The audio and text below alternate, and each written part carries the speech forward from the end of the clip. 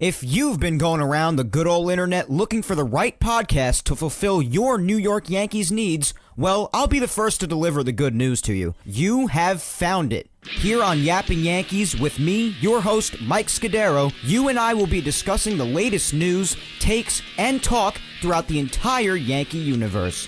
Oh, and there may be some ranting on my behalf. Yeah. Anyway, what do you say we get to it? Let's get to yapping! Well, hello there, my fellow Yankee fans, and welcome to episode 268 of the Yapping Yankees podcast. As always, I am your host, Mike Scudero, your friendly neighborhood Yankee yapper with the best yap in all the land here on the 16th day of November of the year 2025 with yet another extra large order of the Yappuccino for you. Thank you. Another dose of Japanese for you today. Well, how's everybody doing? Just how is it mid-November already, my guy? I genuinely don't understand how time is going this quickly. I'm glad I was able to notch out another episode for you this week, and I wanted to stay true to the every other week off-season format. I have had a crazy weekend. I've been mostly away from the apartment for the weekend, and I actually have somewhere else to go to briefly tonight, so squeezing in a bit of a recording just for you tonight, but I'm glad to do it. Glad to have another episode yapping about our Yankees for a little bit. Bit of a shorter agenda today. No social media segment later on in the show, so we're just going to have a good one today and just kick our feet up and yap a bit. That's the agenda. So we have a few things to run through today. Before we did get to that, though, just a bit of an update to tell you that there really basically is no update on this front, at least when it comes to how Yapping Yankees is going to be evolving at the start of 2026. But that's the update, is that there really just kind of is no update. Oh, brother, this guy stinks! Yeah, I got no comeback for that. I genuinely do stink. But yeah, I'm just still throwing ideas around in my mind. Again, this isn't happening until at least like January or February. So again, we got some months left until this happens. It'll be right on us before we know it, obviously, since time just bolts. But just still throwing some ideas around as far as how to get a live streaming sort of a thing going. I've never really consistently live streamed before. I know there are so many platforms to do it on, even outside of just the ordinary social media platforms like Twitter and Instagram and even Facebook. I'm just throwing some ideas around in my mind, like should I do it on YouTube as well, or maybe just solely YouTube? Like, I don't know what to do yet. We'll see. I do really want to continue to build the YouTube channel. That'd be really nice. But I'm just throwing some ideas around, not necessarily 100% sure of what to do yet. So it is going to be live streaming. I don't know how consistently, but it is going to be. It's basically going to be an even simpler way and an even more interactive way of doing Yapping Yankees outside of just the usual pre-recorded podcast format. So that's how I'm planning on going about that. I just got to get the logistics of it in order.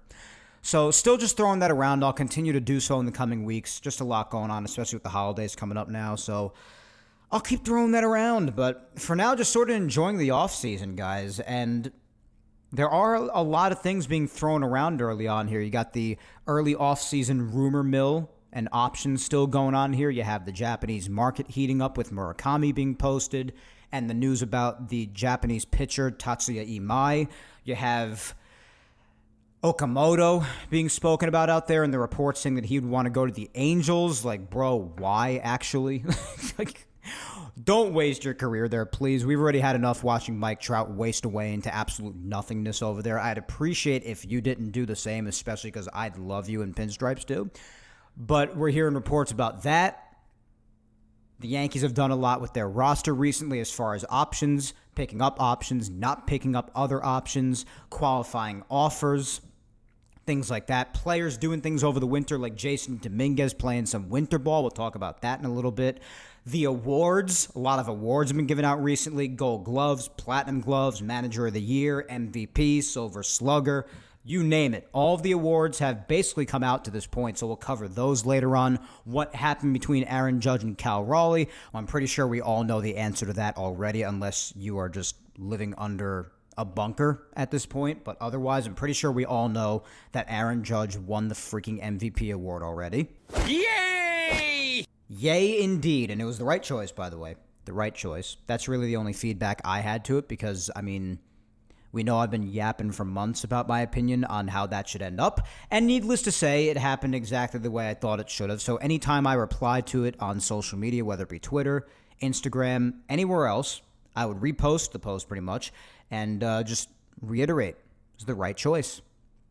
And I have to give it to the writers in this case because, yeah, it was close. It was a slim race. I expected that. I would have been surprised if it wasn't because at the end of the day, again, not that we're trying to minimize what Cal Raleigh did, hitting 60 home runs in a season is freaking bonkers as it is, let alone as a friggin' catcher. Nobody's denying that. That's why I at least expected it to be a close race. Again, would have been shocked if it wasn't. Judge got 17 first place votes. Raleigh got 13 and vice versa for second place. So it was obviously very close. But I do have to give it to the writers for acknowledging the truth and proving that Aaron Judge fatigue is not real as of yet, at least. But I applaud them because there was a lot of controversy and a lot of people wanting to pick Cal Raleigh just getting swept away by the 60 home runs, which, again, worst things to get swept away by. I'm not arguing that. But if you're looking at things overall, even defensively, because for some reason people are still not giving Judge the appreciation he deserves for his defense. People want to, and yes, rightfully so, call back to the drop fly ball in the 2024 World Series. Hey, listen, that's just something Aaron Judge is going to have to deal with for the rest of his life. Happened on the biggest stage in the world for baseball, and it was embarrassing. It's something that he's not going to be able to probably live down, probably ever. If he wins a World Series title at some point, it'll certainly help, but otherwise, it's going to be tough to live down. But it also should not invalidate everything he's accomplished defensively in his career because he's been an extraordinary defender since he came up. And for some reason, people are only wanting to cite his offense, which he has plenty to cite there. No argument there. But people are forgetting how great of a defender he always is and almost using that against him in the MVP argument for people who didn't think that he deserved it, saying that Cal Raleigh does this, does that defensively. What about what Aaron Judge does? I understand you can't really compare right field to catcher, but if you also compare defensive WAR stats, Judge is even a little better with that. I know it's a slippery slope because it's harder to value a player's value on a team as a catcher. Much more difficult than right field. Catcher is very valuable. I understand all these intangibles, but at the same time, you credit Judge for his defense and you compare the overall offensive statistics, you're going to see your answer. Because by every single other metric that could possibly be measured by a human being or machine, Judge is your guy, man, in every single other statistic. And by a lot, by a wide margin, too. That's the thing that some people keep on constantly seeming to forget. It's not even close in a lot of regards. It's like you're talking well over 100 points in OPS. You're talking massive differences in on base and slugging even with the 60 home runs. And listen, I've repeated all of this so many. I've gone as in on this as you could go on so many past episodes. I don't feel like repeating myself. The right choice was made, period. We'll talk about that a little bit more later on along with the rest of the awards, but just had to get that out of my system a little bit here at the open of the show. But again, I applaud the writers for not getting just taken away by the 60 home run narrative, as easy as it must have been to allow yourself to get swept away by that. Bravo for not. And making, objectively, the right choice. I know people probably wouldn't believe me when I say this because I'm a Yankee fan, and a lot of people just think that Yankee fans are subjective, dirty, good-for-nothings. But honestly, and I've even gone against a lot of Yankees if I feel they didn't deserve something. So if you're a longtime listener or follower of mine, you should know that I'm telling the truth when I say this. But hand on a stack of Bibles, bro. If I feel like there's an award that a Yankee's up for and they don't truly deserve it after doing a deep dive on all of the stats and all of the factors involved, I'll say that the other person deserves it. If I truly felt that Cal Raleigh deserved this MVP, I would have gladly said give it to Cal.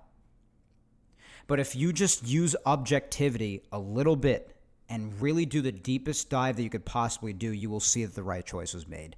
That's all I'm saying, and I'm applauding the writers for not going down the path of thinking that Cal deserved this. Because does he deserve all the accolades in the world for having a remarkable once-in-a-lifetime season, especially for a catcher? Yes, he does. Did he deserve the MVP? No, he didn't. And bravo to the writers for realizing that.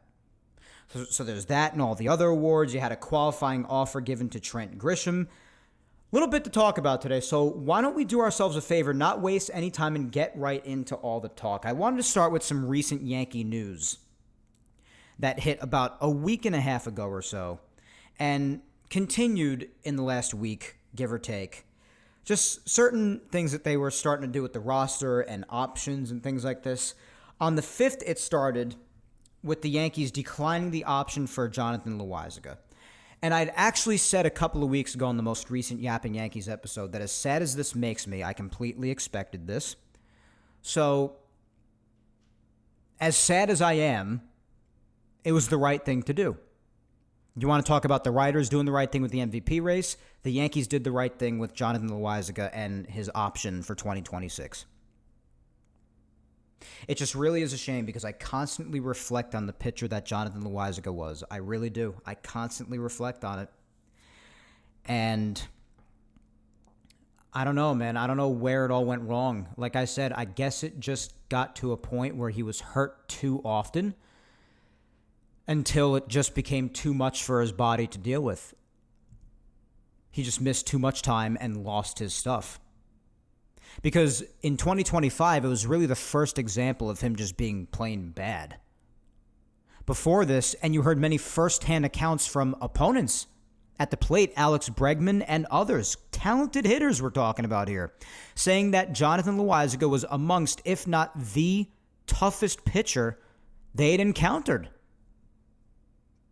When this guy was on it, my God, you couldn't touch him. His stuff, electric. But it fell apart. It fell apart in 2025 after he missed that much more time due to injury, just so much time missed. And then he even got hurt towards the end of the year, and it's time to cut the cord at that point. It's done. It's done. It's just finished. So Loaisiga's time as a Yankee is looking to be done. I'm sad about it. When I think back nostalgically about brighter days with him, but right now, it was the right move. So, Loaisiga, done. All right, Vader, relax. He's clearly not happy about it. But it's sad. It is. And hopefully, wherever he ends up, if he does find another landing spot, I hope he figures it out and learns to somehow stay on the field for once and be the great pitcher that we knew him to be at one time for many years. Many years, he was a big part of that bullpen. There were a lot of times where a lot of us even wanted him to close games, and rightfully so because he was that great. But ultimately just hurt far too much, wasn't around nearly enough, and then in 2025, actually, for the first time when he was around, just terrible. So he hits free agency, and again, looking back on it, as much as it sucks given what he was, it's the right move. And speaking of something else that was also the right move, you want to talk about another area of the bullpen, and I'm so glad they addressed this early this time, because if you remember last offseason, I was going crazy about this. After the World Series, the Yankees waited months to do this with this guy, to bring him back. And I understand it's different picking up an option rather than signing to a whole new contract. That does take longer. I understand that, especially if you have bigger fish to fry. But it is still nice that, nonetheless, despite the difference of signing a contract and deciding to pick up an option on a contract that's already established, I am glad that this is done this early rather than waiting months for it, like they waited last year to sign him to a contract. But Tim Hill, his option on the contract he was signed to last winter has been picked up. So he will be back with the squad in 2026 in the bullpen. Give me a hell yeah! We're all giving hell yeah, Stone Cold. This was great news. Tim Hill, the man who I will always regard as the man who never got to see the 10th. Yeah, I will never let Game 1 go, ever. Just in case anybody was wondering. I know nobody asked, but I'm telling anyway. Never letting it go. But Tim Hill, always my guy. I think he's a fantastic lefty specialist, one of the better ones. I do know lefty specialists only have so much meaning in today's game where you have to face at least 3 batters every appearance. It was much more worthwhile when you could just take a guy out after facing 1 batter and just keep on flip-flopping arms in that bullpen. I know that. But still, nonetheless, Tim Hill's an awesome option to have. Ever since he's been with the Yankees, he's been a warrior. He's there whenever they need him. And I'm glad he's going to be back with the team for another year, especially because the bullpen is an extreme area of need. Especially if Devin Williams doesn't come back. Even if he does, if he resembles early last season in 25, obviously that's a no-no. You need help other than guys like Fernando Cruz and David Bednar. Solid arms to have, but you need more help than just that. So Tim Hill being there is a big positive. I like that. I love that he's going to be back, a great lefty option, especially if guys like Yarbrough don't return. But Tim Hill being back, huge W for the Yankees. Great decision to pick up that option. I see no reason why they shouldn't have. So I am over the moon that he's going to be back with the Yankees in 2026. Big boost to the bullpen. When it comes to somebody else possibly being back in 26, although we don't know because around the same time options were being picked up or not picked up, sort of around the same time as per usual every winter, qualifying offers were being given out. And that qualifying offer, most notably by the Yankees, was to Trent Grisham, which I'm not surprised by at all because he just got done having a hell of a year.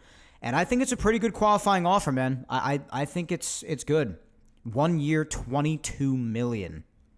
This is very good for Trent, man. I don't know if he's going to choose to turn that down and bet on himself in the free agent market after the year that he just had, because the year he just had, I think we all know, is beyond an outlier year for him in his career. Could he repeat it? I mean, who knows? Maybe he could. I would lean towards no. I don't think it would be the last good season he could have. I think he could have other good years. Does he repeat this one? I would lean towards no, but anything's possible. Anything is possible, especially if he's given the right amount of time to do so out in the field. You know you're going to get good defense. You know that for sure. But I think it was very generous. And honestly, I think it would be in Trent's best interest to take it. I know that players value job security and the years more so than anything, and that's what might make him reject this qualifying offer and test the market. I personally don't think that even if he's to get a 3-year contract, a 4-year contract, either way, I don't think he's going to be seeing that kind of money in 1 year. Like, I feel like if he does get a multi-year contract, he's going to be seeing less money than that each year. I mean, it could be front-loaded, it could be back-loaded, who knows. But I don't know, man. I don't know if he's going to be seeing $22 million in a year at any point for the rest of his career.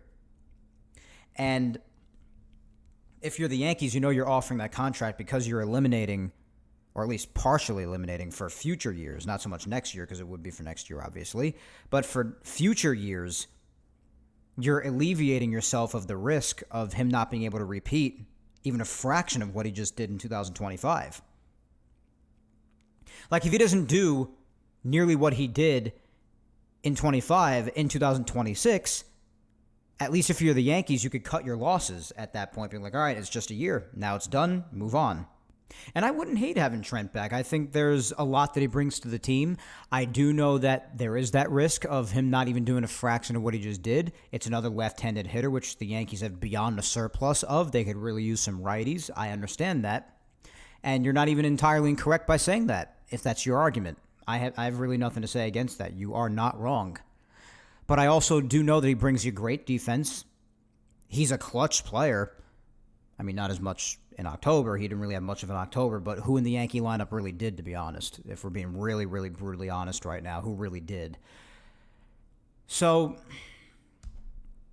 it's a tough decision. I mean, there are definitely other players where you could rightfully allocate that money to that would objectively be better than Trent. That's for sure. So that's the other side of it.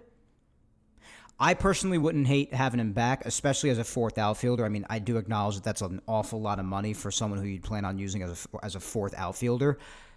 But there's a lot of controversy surrounding the outfield already as it is, because you have a lot of questions being posed. And that does play a factor in it too. And if it does play out this way, I'm not so sure Trent would even have much room, potentially even as a 4th outfielder.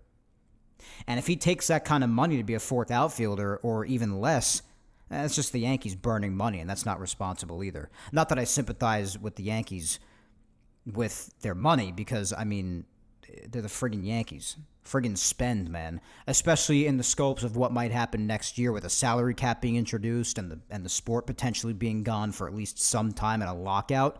This is kind of the year to go all in and be like, screw it. Let's go for broke here. But I can't see the Yankees doing that, not with this front office. But anyway, there's a lot going on with the outfield as it is already, because you have talk of wanting to bring Bellinger back, which I definitely would like. I want Cody back. There's people talking about bringing Spencer Jones up. There's people talking about Jason Dominguez, who, again, like I mentioned before briefly, is playing winter ball. I think that's great. Just wanted to talk about that for a second. But he's doing a great thing by trying hard this winter and staying fresh and playing ball during the offseason. I've always very much respected when Yankees or other baseball players even do that. I love that. That shows me that you're hungry. That shows me that you want to stay fresh when everyone else is just chilling out for the offseason. I know that drills and workouts happen during the offseason, but who usually goes on to another league and full-on plays ball for the winter? Not an awful amount of players do. Not an awful lot. So I appreciate that effort out of Jason. I'd be mad if I were him if I still had as much time taken away from me as he did last year. And I know when he did play last year, he certainly had his games, no doubt. But we talked about it a lot. Jason had a lot of his days where, I mean, his numbers, it was basically just a median of a lot of ups and downs. Like, a lot of his hits and a lot of his success would come in clusters. If you watched Jason's performances in 25, you know what I mean. He would have a lot of 4-hit days with multiple home runs, and he would go an extended amount of time without getting many hits. And part of that could be to blame on the Yankees for not giving him consistent playing time, even though they promised they would, much more so in 25. And they definitely did for at least more than 24. I mean, that's hard to beat because he spent part of that year hurt, and plus they had a hard-on for Alex Verdugo that nobody in the world understood, so there was that too. So they were at least a little better than that, but again, bar was set real low for that crap. But they still did take away a decent amount of playing time from him. Because, I mean, Trent Grisham had the year that he had. I think that was a big factor of it. So it was hard to sit Trent when he was doing what he was doing. You had Cody out there, and you had Judge out there.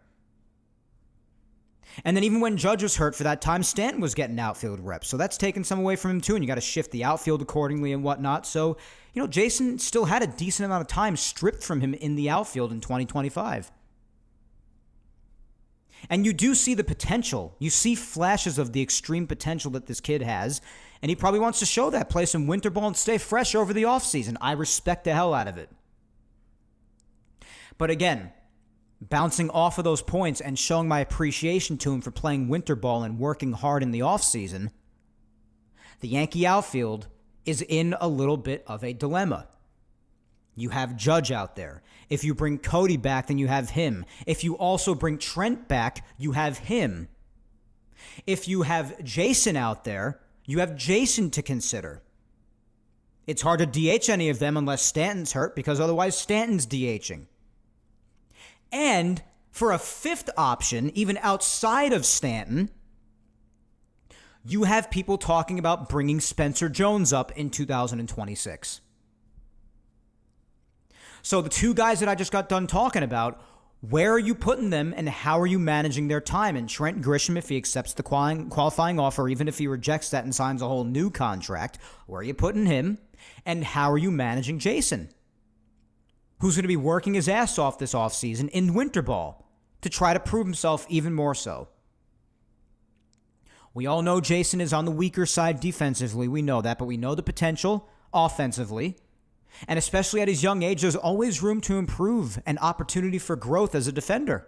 It could get better if you just keep working with the guy, whether it be in center field or in left field. I prefer center. We always heard that was his primary and most comfortable position. Again, it was tough because of what Trent did last year, but especially if Trent does not come back, Jason could be put in center. We all know that Cody would be fine playing left field. I mean, hell, Cody will play wherever the hell you tell him to play.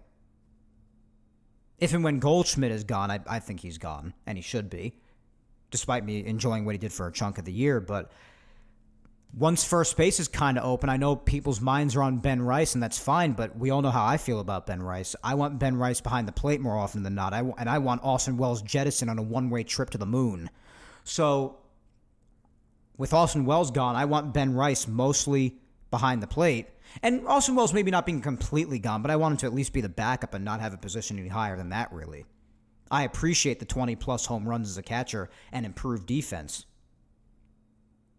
But I'm of the belief that if you continue to work all winter long on Ben Rice's defense and you just really hunkered down on getting him to improve in that regard, he would be even that much more worthwhile a player being behind the plate and having the bat that he does. That's my opinion. I don't know if people would disagree with me. The Austin Wells stands out there, but that's just how I feel. So with that being the case, I mean, again, you might have your platoon days and off days, or if anyone gets hurt and you put Ben Rice at first. Totally.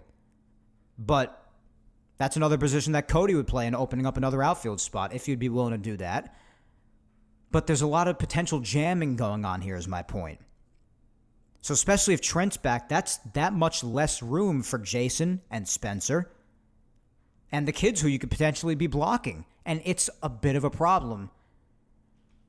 And you're kind of left wondering, like, what direction should they really move in? I don't know, man, because a lot of people will argue that a great deal of Yankee prospects come up short or have come up short, especially the most recent one in Volpe being a particular turnoff for people, being a big representative of the Yankees' development process. So there are some people out there, despite appreciating what Spencer did in the minors last year, which is truly special, not really believing in the Yankees to develop him properly because they've also handled Jason fairly poorly. And that's being very nice, to be honest. That's being very generous, just referring to it as that. So there's a lot to weigh here, a lot to consider. I just personally think, and I've said this already, that if Jason is not going to be playing every day next year or almost every day, they need to trade him. If the Yankees think that Spencer Jones is going to be blocked and he's not going to get the opportunity to flourish that he should, I would trade him. Because not only are you doing right by the players for doing that, by not boning their entire future, but you could also get some great pieces back and improve the team. I mean, what's the point if you're not going to utilize them anyway? Just have them sit there and collect dust? At least get somebody for it.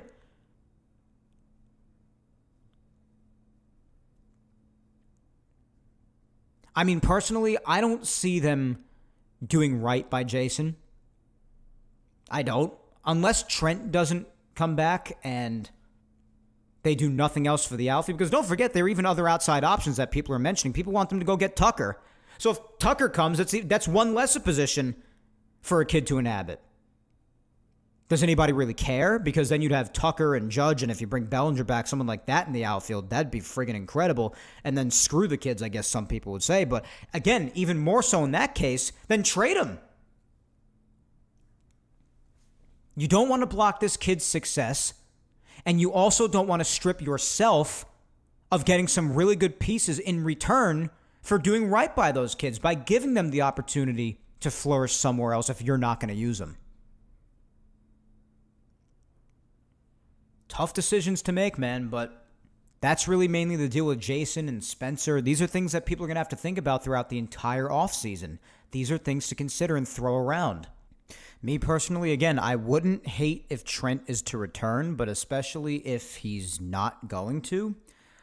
I would say my outfield to start would be, if you bring Bellinger back, I would have him be in left. Or if you need him at first, you use him for first as well. I would put Jason in center, and I would put Judge in right. That would be my outfield to start. And guess what? I'm also leading Jason off. I'm leading him off. The Yankees have had trouble with leadoff hitters for some time now, finding one who really slides into their well. Trent filled that job pretty well in 2025 whenever he was in there for the most part. But I would give that to Jason. Jason's got ungodly speed, which is very useful in the leadoff spot. And I think it'll give him some confidence being there, kicking things off for the lineup every game, and actually giving him the chances he deserves while he's playing the position that we were all told he's always most comfortable with, center field. If the Yankees get Kyle Tucker, well, terrific. Then he's going to have to work his way into there. But then if you get Bellinger back on top of that, which I'm guessing if they get Tucker, that Bellinger's probably not going to be back. Or maybe he will. I don't know. But then you have to factor him into there.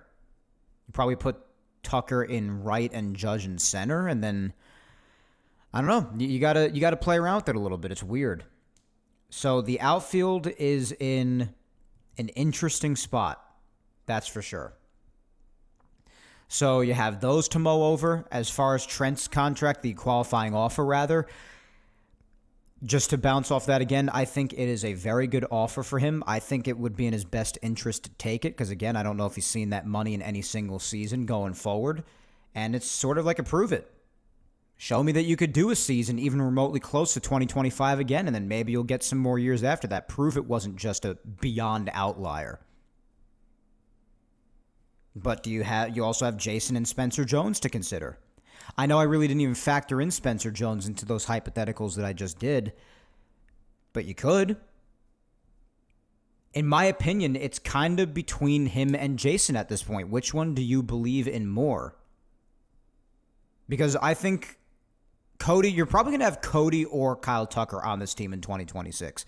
I'd say Cody's more likely if you had to choose between the two.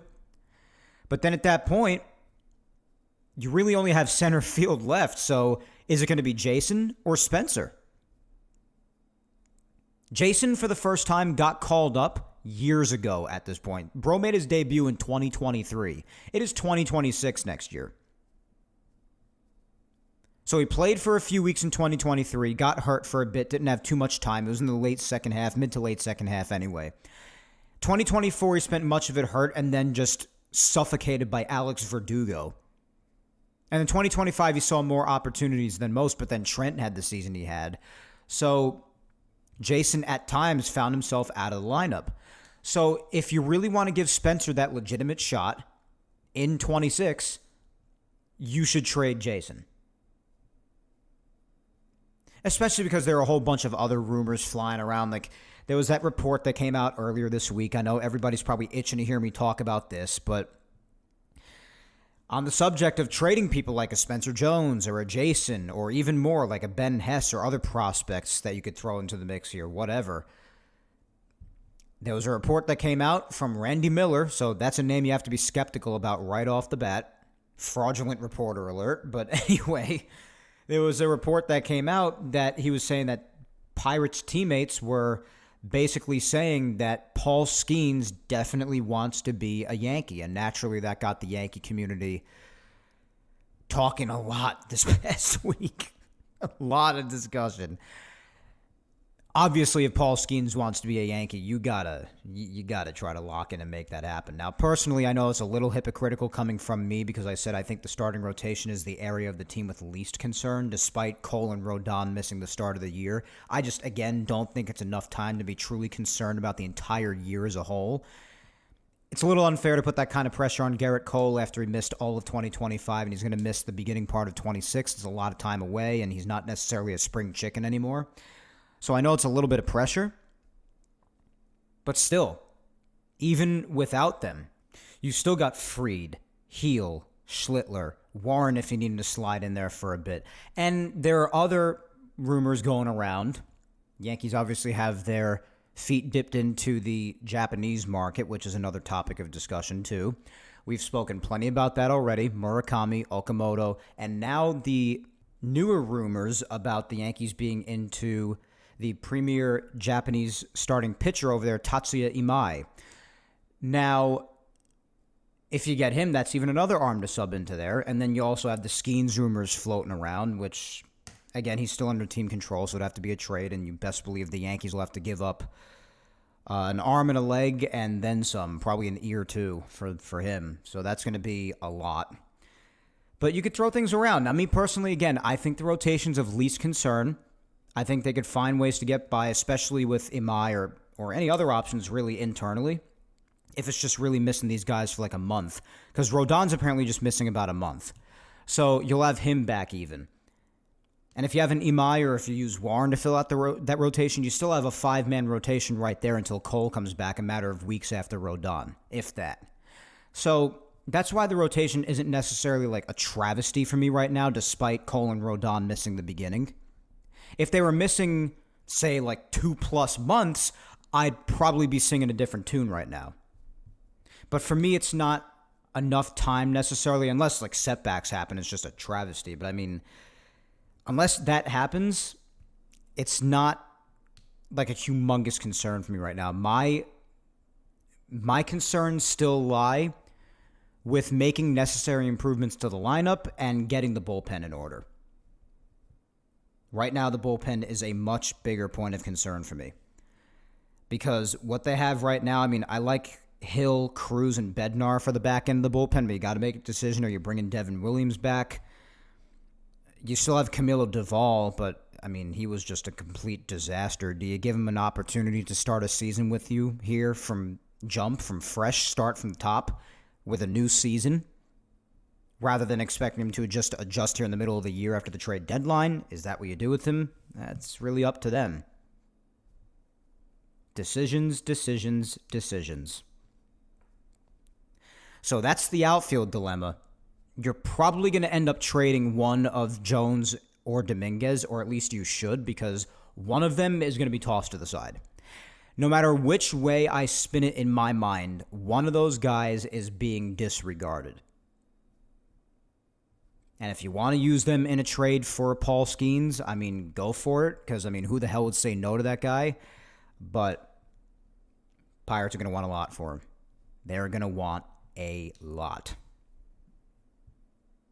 So I feel like I'm like sort of jumping all over the place right now, but these are all the things being talked about, guys. Listen, especially because of what's to come with 2026 possibly being like the last full season of baseball till at least 2028, because people are just really convinced we're going to miss at least some of 27 with a potential lockout. And that could very well be the case, unfortunately. But that's adding to the tension. That's adding to the expectations that people are piling onto the Yankees. And maybe even other teams' fans are doing the same thing with their teams because there's added pressure now. You also have a Dodgers team that's quickly turning into a dynasty if they're not already one, having won basically 3 times in 6 years since 2020. And yes, I consider the 2020 title to be legit. You could disagree with that all you want. Everybody was on the same level playing field that year. If your team won, I'm sure you'd love to count it yourself. So let's not be hypocritical. That championship counts in my mind. So 3 times in the last 6 years and twice in a row just now. First repeater since the Yankees in the late 90s to the 2000s. So, I mean, all they got to do really is just improve their bullpen in a couple of ways. Like, because, you know, like Blake Trinan was friggin' terrible. And there were certain aspects of their bullpen that came in clutch in the playoffs in a lot of moments, surprisingly so, particularly in the World Series. That was also helped, like in Game 7, for instance, by Yamamoto, who pitched to end the game even into the 10th inning. But you get what I'm trying to say. The weakest point of the Dodgers was their bullpen. If they find ways to improve that even more, or they make even other acquisitions to get even better than they already are in other regards, starting rotation, lineup, what have you, I'm probably just going to predict them to win once again, like I did before 2025 even started. I'm going to do the same thing for 26. So because of the added pressure that the Dodgers are giving to the rest of the league, that's adding even more pressure to the Yankees and others, that other fan bases are expecting their teams to be able to stand up to the Dodgers and hopefully finally take them down.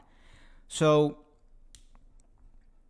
teams like the Yankees and their fans, like us, we're talking about a lot. We're talking about Skeens now because of that report earlier this week. Again, sounds awfully true, but who knows what's true when it comes down to it, especially when you got a guy like Randy Miller reporting on it. I mean, Skeens himself had an interview and they addressed it, but I mean, what else do you expect the guy to say? The guy said he's a Pirate, he wants to win with the Pirates, and everyone's like, oh, all up in arms about it. Well, what is he going to say?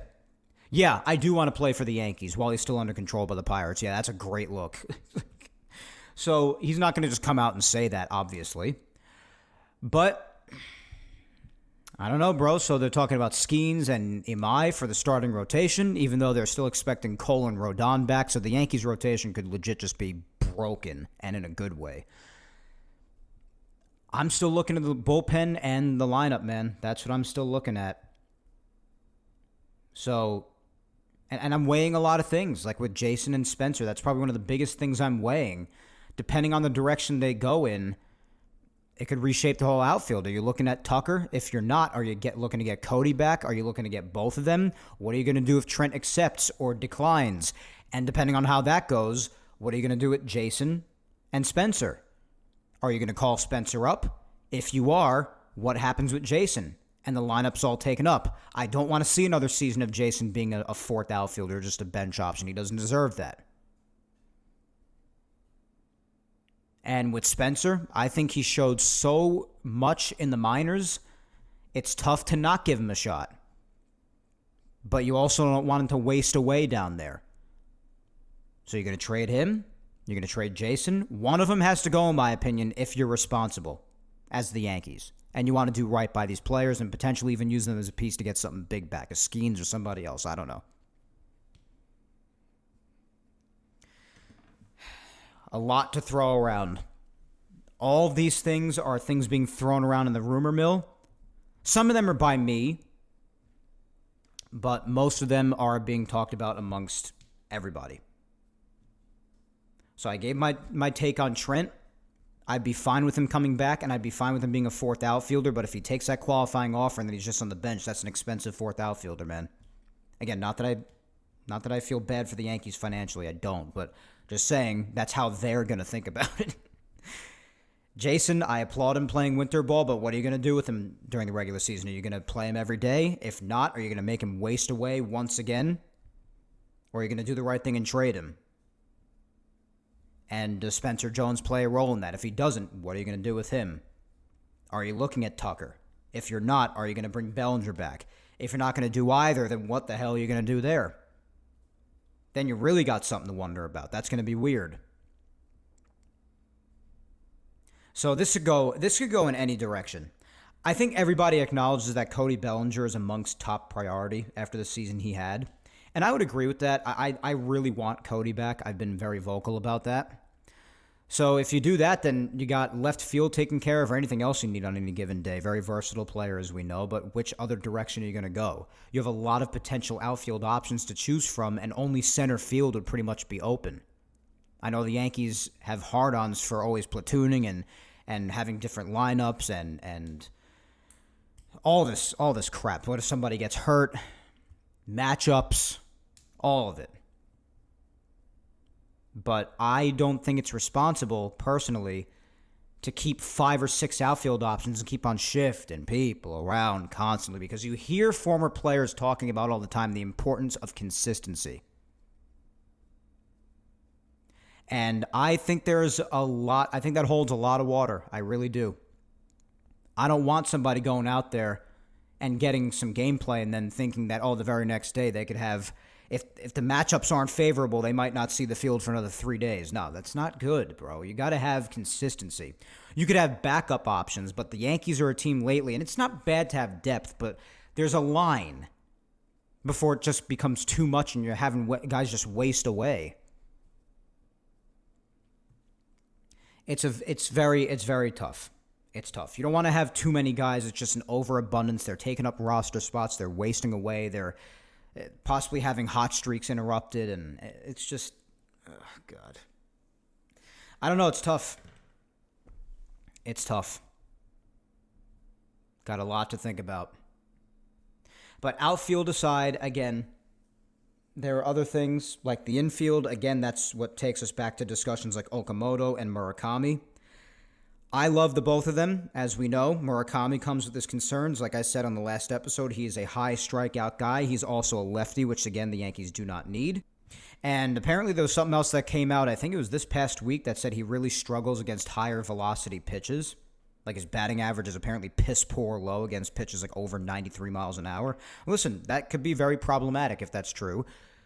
I did see statistics that basically proved it. So it is concerning, but the thing is you also look to him for is he's young. He's in his mid-20s. There's plenty of upside. He does have a lot of talent. Not too strong defensively. I would say Okamoto's a stronger defender with more versatility as well.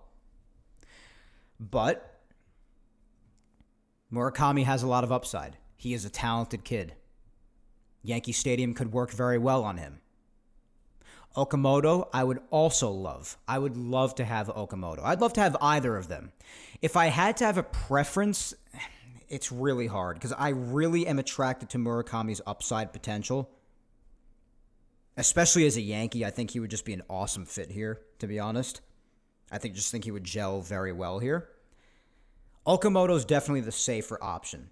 He's older. He's got more experience. He's around 30 years old, so he's a veteran. More veteran than Murakami, at least. He's a right-handed hitter, which checks a big box for the Yankees lineup. Good third base and first base defender. And he's a better defender, I've heard, than Murakami. And he's probably not going to be signed for as long or as much, even though he's very talented. I personally would love either of them. I would love either of them. So you could add either one of those guys, and I think you should definitely add at least one. And then you have Tatsuya Imai, the pitcher, one of Japan's best arms, 99 plus on the fastball. I mean, feels like who doesn't throw that hard anymore nowadays. And killer off speed and breaking stuff as well. Great numbers last year. And that would be a fantastic option to have towards like the middle or the butt. It's tough to say with the Yankee rotation, especially if you're talking about the rotation with Cole and Rodon back. It's almost like, where do you fit these studs? It's like, damn. You got Cole, Rodon, Fried, Schlittler, and I guess Imai would be 5, or maybe 4. Because he's been pitching a lot of years in the NPB, and Schlittler's still just going to be in his second year next year, so maybe Schlittler's 5, but that's an unbelievable 5. So if you get Imai, then you're talking about a killer starting rotation. So that's very good. Now, what are the likelihoods that any of these guys are willing to commit to the East Coast, which Japanese players have very much not been willing to do lately? That's definitely the elephant in the room here. I don't know. I think Imai would... I think of all of them, I think he'd be most likely to come here of the 3. Murakami, Okamoto, and him. Because Okamoto, I've heard reports he wants to be an Angel again, which just makes me want to put my head through a wall. Murakami, there's a lot of strong suggestions that, I mean, he's going to be either a Dodger, which I'd like to think is not going to happen, but who the hell knows anymore, to be honest. I've heard a lot of Seattle with him. A lot of the Mariners. I think it'd be pretty wild. The Mariners are already on the up and up, as we know. They made a hell of a run in 25. He'd make them even better. So those are the strongest rumors with them. And apparently the Yankees did. This report actually just came out a little bit ago. I saw it pop up on Instagram as I was recording before, so good timing here. The Yankees were actually apparently one of 6 teams in attendance for an exhibition game that featured Okamoto yesterday. So they're looking at him. But I don't know. With Murakami saying, and again, I didn't do my deepest amount of research on this, so forgive me for that, for whether this quote was truly authentic and real or not. But I'm pretty sure Murakami said West Coast or Yankees. I'm not really sure. I've heard some association with the Mets with him too. I don't really know, though. But if it's West Coast or Yankees, and I guess there's a chance, although a lot of people, and rightfully so, would probably assume that just means he'll use the Yankees to drive up his price, similarly to how Yamamoto did to them in the Mets last year for the Dodgers. But I don't know. And then Okamoto with the Angels, but then Tatsuya Imai, he was talking about how much he wants to win a championship, like he has to win a title. So that makes me afraid for the Dodgers too. Oh, God. Oh my God! Yeah, facts. Oh, God. I don't even know. I don't know. But I hope he's willing to come to the East Coast. I think he'd be a great fit for the Yankees. I mean, we got to get like Matsui and Tanaka in on some of these guys. But obviously Tanaka being the last major Japanese arm that came here over a decade ago, it'd be nice to see a repeat of that, have that happen again. So, I don't know. I would really love if Imai came here. I've watched some film for him, and he looks just sick, if I'm being honest. So, we'll see how it goes when he's posted.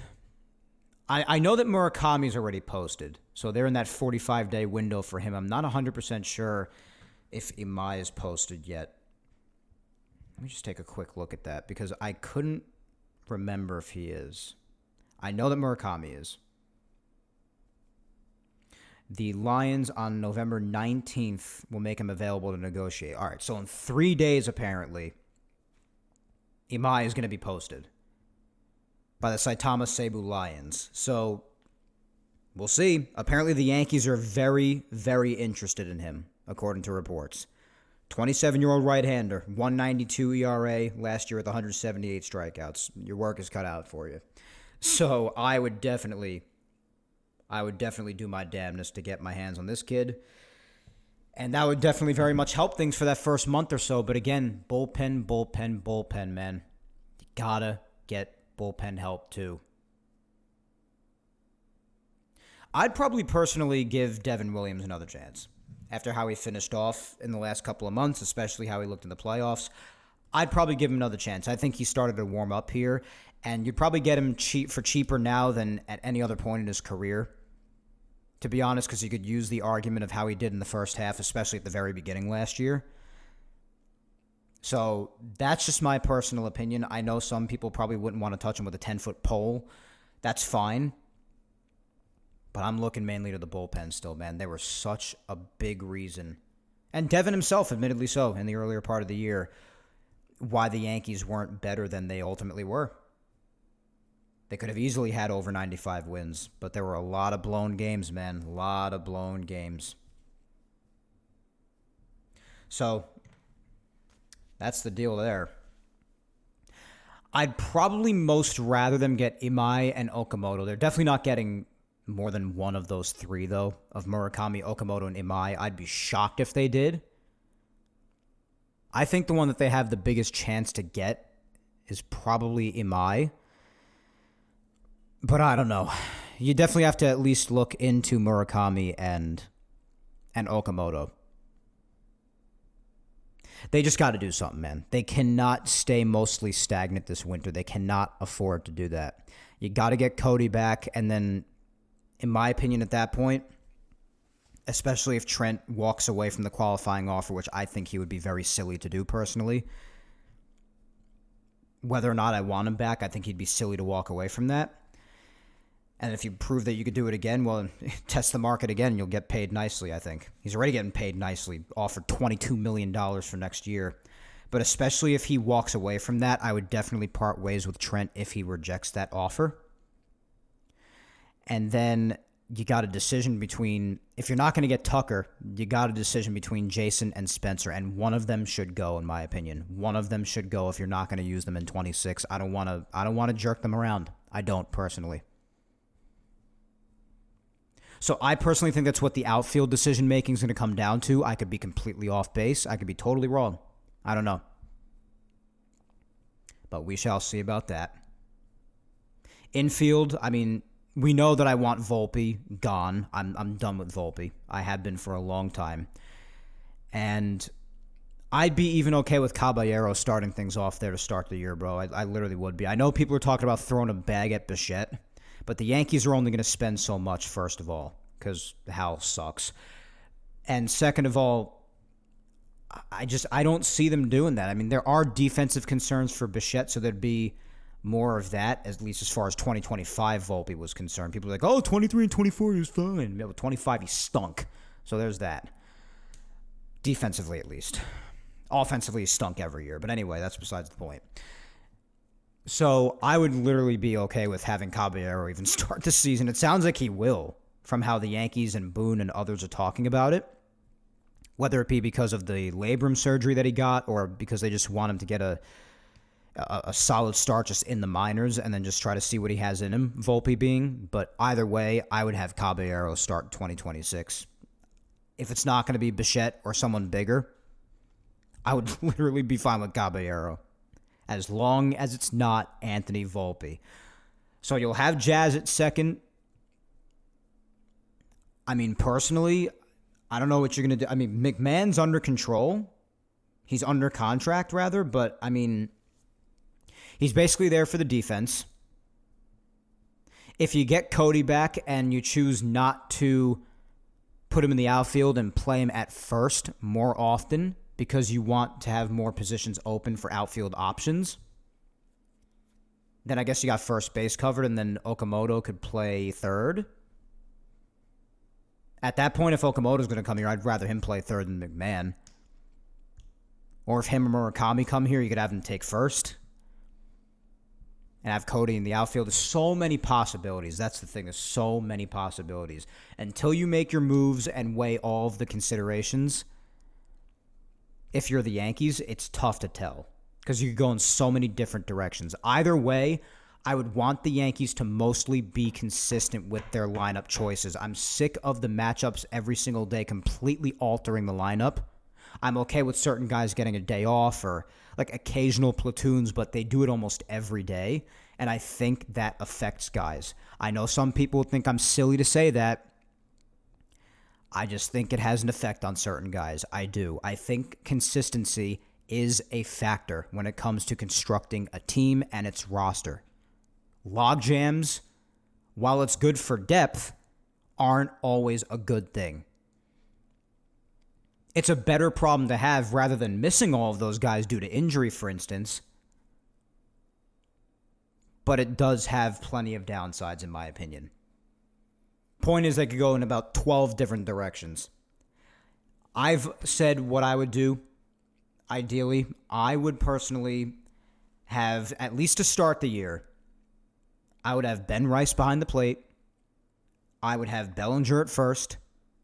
Jazz at second. Caballero at short. If it's not going to be Bichette or somebody bigger, Caballero at short. And then it's either Murakami or Okamoto. If we're talking about third base, Okamoto. Put him at third. And it's also your right-handed hitter. That's good. Judge and right. And then you see left and center are interesting.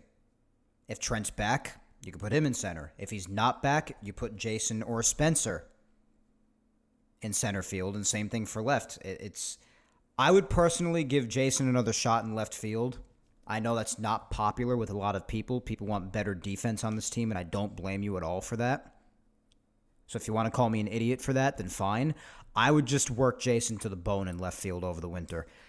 This kid's got talent. I think he could learn the position. That's just me. I know he still makes his mistakes out there, but if the Yankees truly believe in this kid, they should take all winter working with him and have him work on it in winter ball, man. Have him play left until he's ready to cry. If that is your plan. If you want to get Kyle Tucker, then you put him in right. You put Judge in center, I guess. Well, even from that, then Jason's going to have to learn left if you want to use him. Otherwise, it'll be Spencer out there. And then that way, Jason's still out. If you want to use Jason, then Spencer's out. He'll probably get trapped in the minors again. Tough decisions. The outfield, I'm still kind of weighing in my mind what I think the best is. I have my infield already locked in. And I'd like for them to get Imai for the rotation. And then when Cole and Rodon are back, I would like for the rotation. Personally, I would like for it to be Cole, Fried, Rodon, Imai, and Schlittler.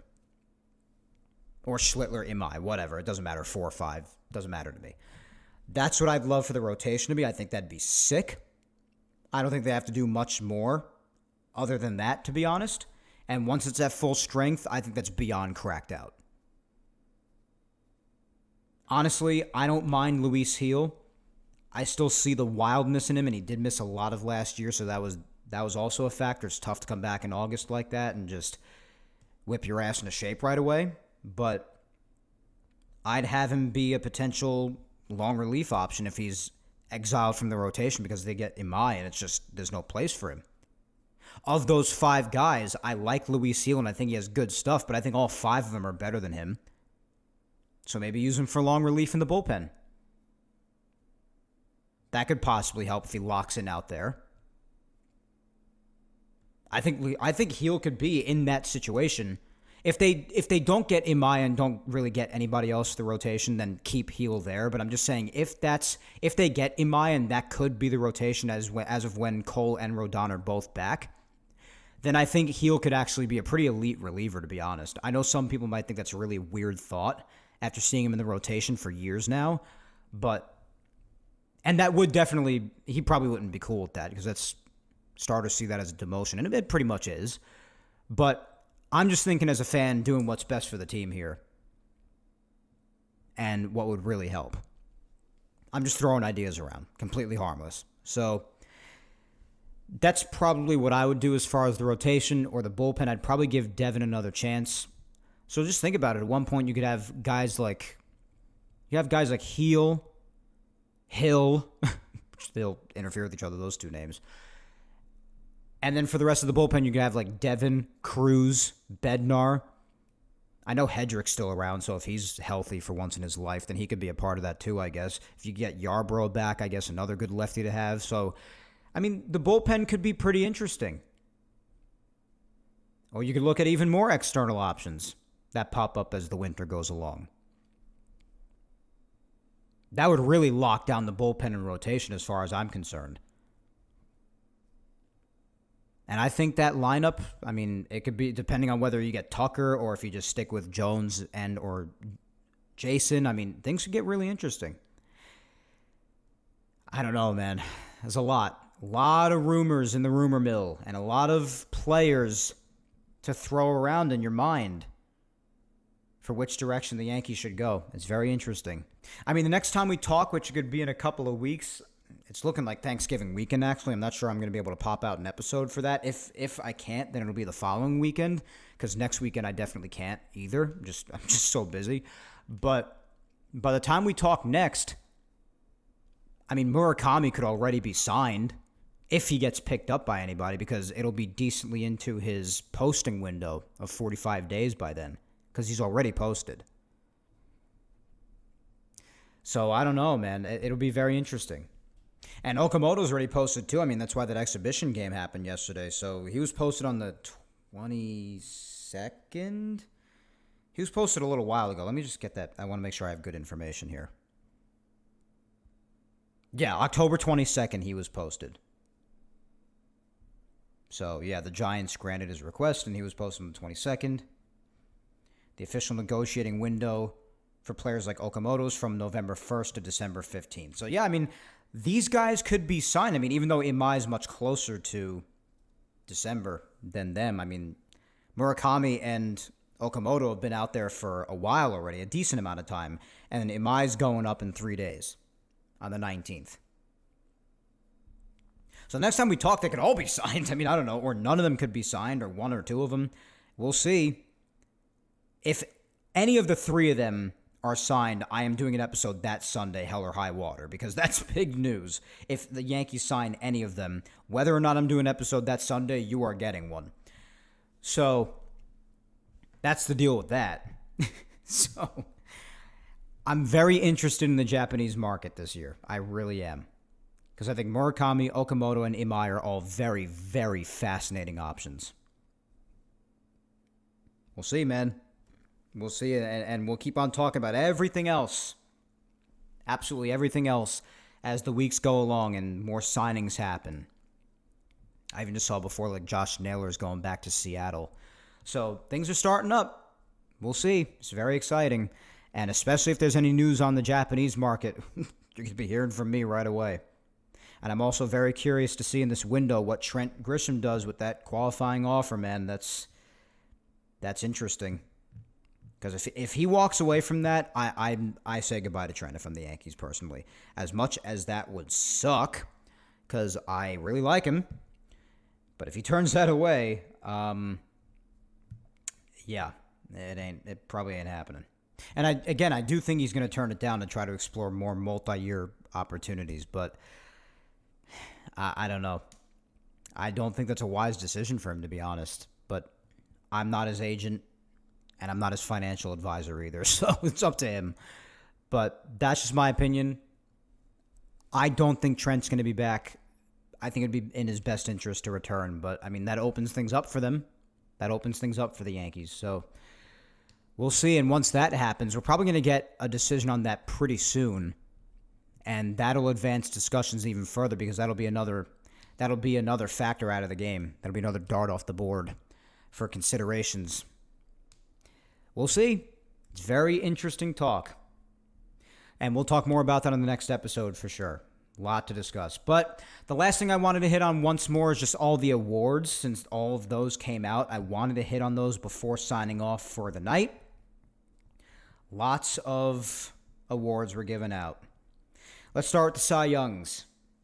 So in the American League, expectedly so, it went to Skubal. Completely expected, and he just had a look on his face like he's just going to win about 12 more. That's great. And speaking of probably winning about 12 more Cy Youngs, over in the National League, we had Paul Skeens. And all of that coming out around the time that report about the Yankees was coming out. So isn't that a lovely? And both of those were completely expected. And speaking of completely expected, you also had the Rookie of the Year award for the American League. You had Nick Kurtz, and that was, he was kind of in his own stratosphere, so to say that was expected is an understatement. So congratulations to him. And then you had Drake Baldwin over in the National League for the Rookie of the Year over there. Manager of the Year awards. In the American League, I got to say I was a little surprised by this. I think a lot of people are going to call me stupid for feeling this way, and that's fine. But Stephen Vogt got it for the Guardians. Now, a lot of people might be asking me, why are you surprised about that, Mike? They had the single best divisional comeback basically ever, leading to the biggest collapse ever by the Tigers in the American League Central.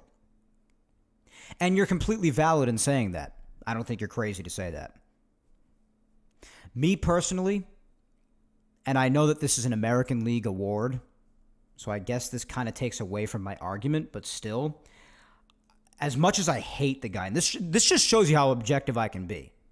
So again, another argument on the side of me being able to be objective.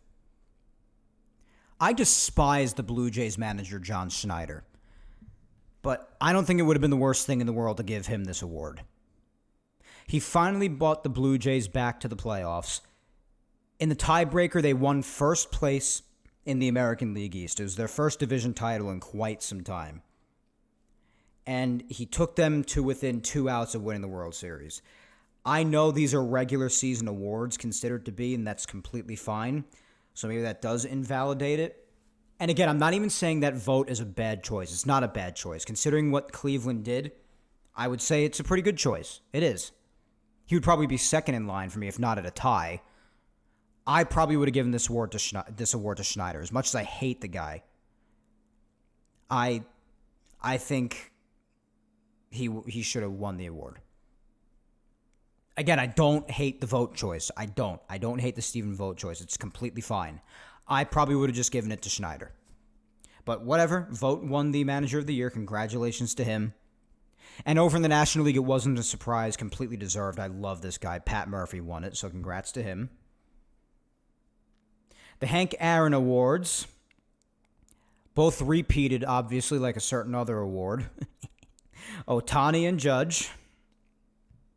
So they won those. That's complete non-surprise. Mookie Betts won the Roberto Clemente Award, so congratulations to him. That's definitely a high honor.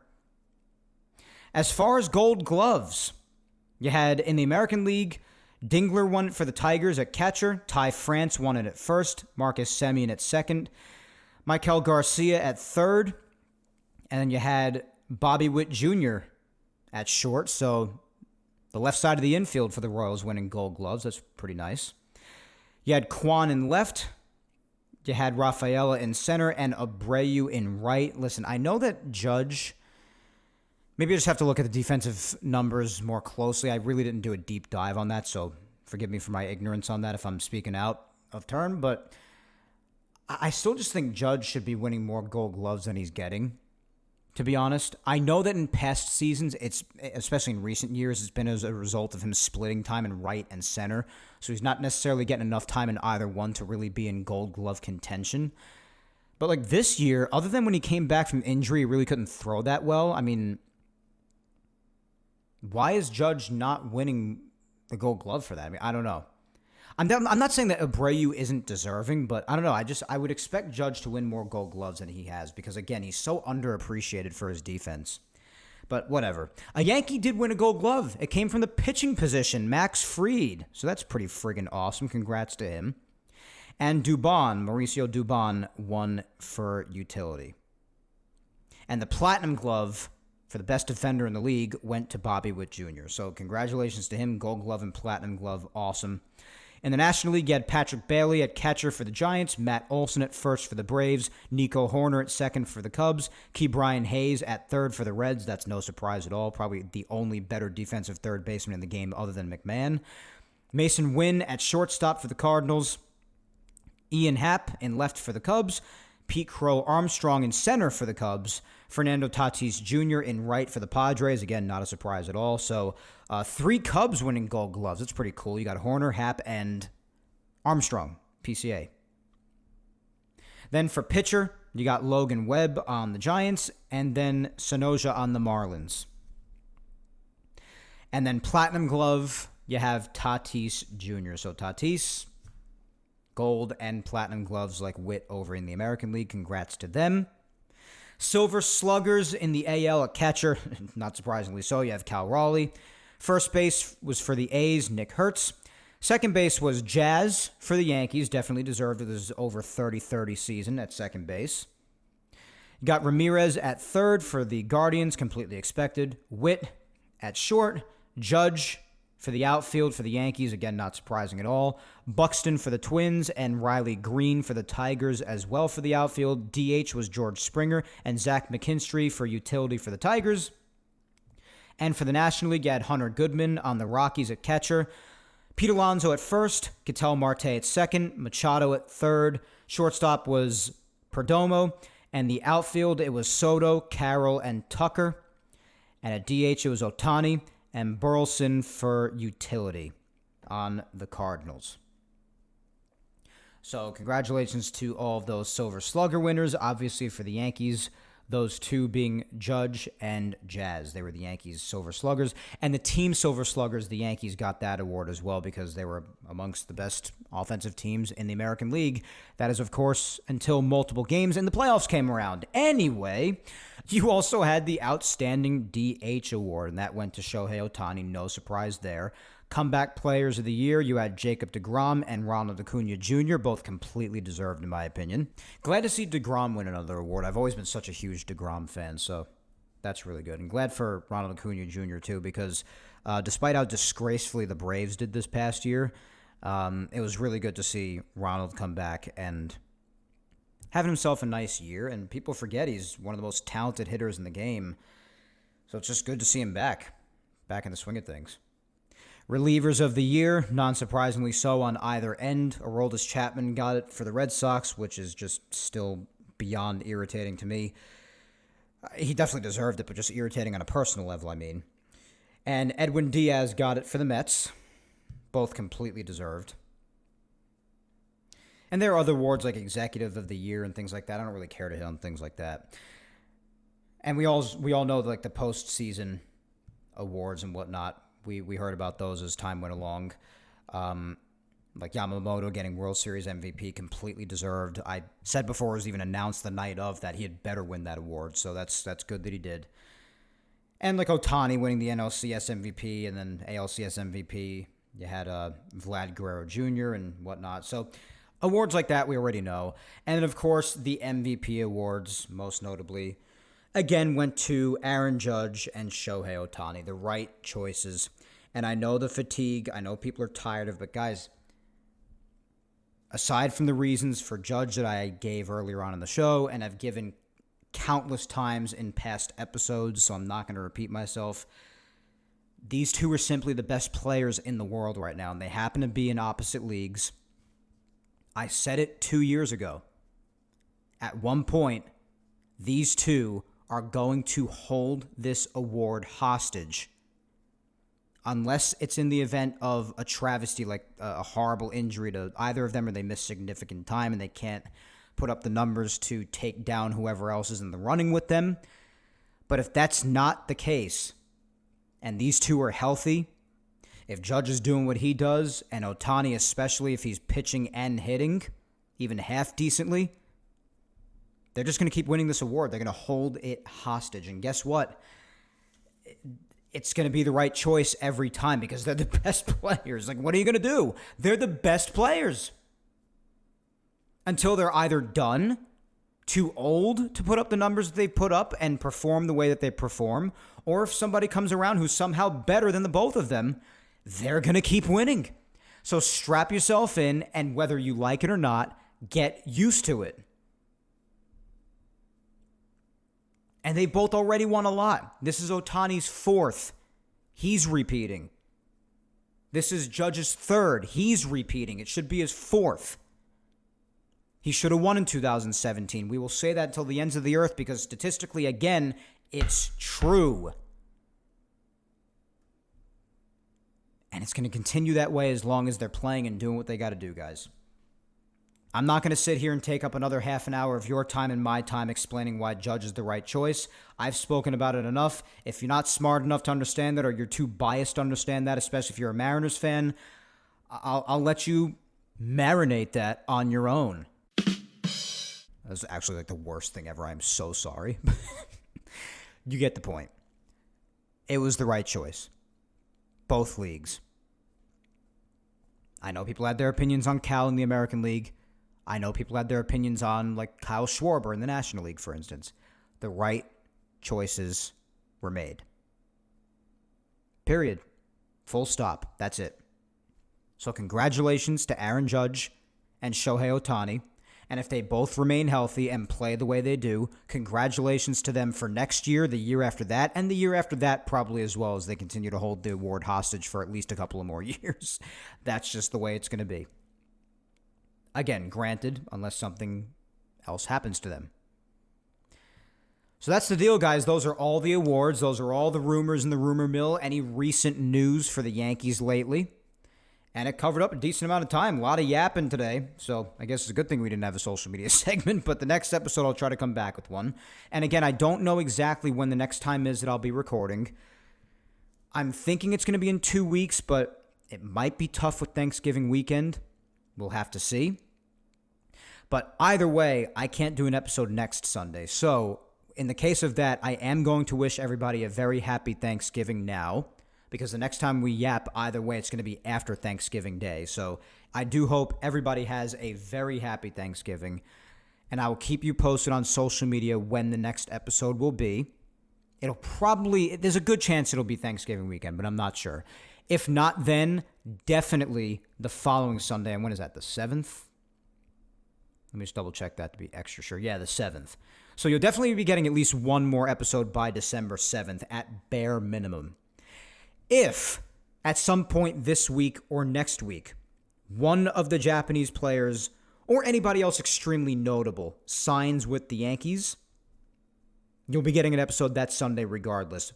Come hell or high water, I will do an episode, even if it's just a half an hour talking about that real quick. Just goodbye. Done. I will literally hop on just to talk about that. So we'll see what happens as the posting periods continue on for Okamoto and Murakami. Imai will join the mix in just a couple of days, which is very exciting. I can't wait to see how that goes. I'm praying the Yankees get at least one of those three. I'm praying they sign Bellinger back and then do right by at least one of Jason or Spencer Jones. We'll see how things continue on, guys. Lots to keep track of. But for now, until the next time we yap, that is all for episode 268 of Yapping Yankees, my friends. Remember to follow me on all socials if you don't already. Facebook fan page is Mike Scudero NY. My Twitter or X is at Mike Scudero. And my Instagram is at Mike Scuds97. Subscribe to Yapping Yankees on all 4 of the platforms it is available on if you have not already. That's YouTube, Apple, Spotify, and SoundCloud. Like, subscribe, comment wherever you may be listening to spread the word and show your love to the show. And if you've missed any past Yapping Yankees episodes, episode 1, all the way back to the beginning, all the way up to episode 268 today, all of those are available on Apple, Spotify, and SoundCloud. If you're more of a YouTube person like I am, that's totally fine. Just be aware, if you're not already, that I didn't start uploading on YouTube till episode 34. So as long as you're okay with that, episodes 34 up to 268 today can be found on there. But once again, otherwise, I thank you 3,000 for listening to me yap today. As always, my good friends, I have been your host, Mike Scudero, and we shall yap again either in 2 weeks or 3 weeks, or I guess I should include if a Japanese player signs with the Yankees in that meantime. When I come at you with episode 269 of Yapping Yankees. But until then, guys, hang in there, be patient, please stay safe, look out for your loved ones, go ahead and kick life's ass this week, as I always remind you to do every single week. And let's keep our eyes and ears open for any moves to be made, because especially since Imai is getting posted in 3 days, well, Anakin Skywalker can give you the line. This is where the fun begins. Damn right, my guy. That's my chosen one. Anyway, my friends, until we yap again in a couple of weeks amidst all this off-season excitement, take care, and let's go Yanks.